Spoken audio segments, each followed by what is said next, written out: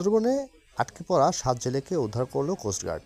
বিস্তারিত জানাচ্ছিলেন Mohammad Shamim Hossain, staff reporter, Khulna থেকে। অভিযান নিউজ টিভির সাথে আছি আমি, তৌফিক হাসান। সুন্দরবনের কাজীখালীর পক্ষীচরে ফিশিং ট্রলার গ্রাউন্ডিং হয়ে আটকে পড়া ৭ জেলেকে উদ্ধার করেছে কোস্টগার্ড পশ্চিম জোন। উদ্ধার হওয়া জেলেরা হলেন রহিম তালুকদার, এনাম ফকির, আলম শিকদার, শহীদুল হাওলাদার, সালাম হাওলাদার, মুসা হাওলাদার, আজিজুল হাওলাদার। এরা সকলেই বাগেরহাটের শরণখোলা থানার বাসিন্দা। ২৩ মার্চ রবিবার বিকেলে কোস্টগার্ড মিডিয়া কর্মকর্তা লেফটেন্যান্ট কমান্ডার সিয়ামুল হককে এসব তথ্য জানান। তিনি বলেন, ২৩ মার্চ রবিবার ভোর ৪টায় এমভি মায়ের দোয়া নামক একটি ফিশিং ট্রলার সাগর থেকে মৎস্য আহরণ শেষে ফেরার পথে সুন্দরবনের কাঁচিখালীর পক্ষীচর এলাকার ধূপচরে আটকে যায়।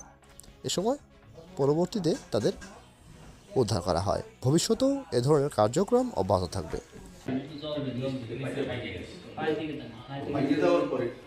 ইতিমধ্যে উনি মেসেজ উনি করছে কি উনার প্রমাণে জিজ্ঞাসা করছে গঞ্জিতে নেই যে কোনটি আমাদের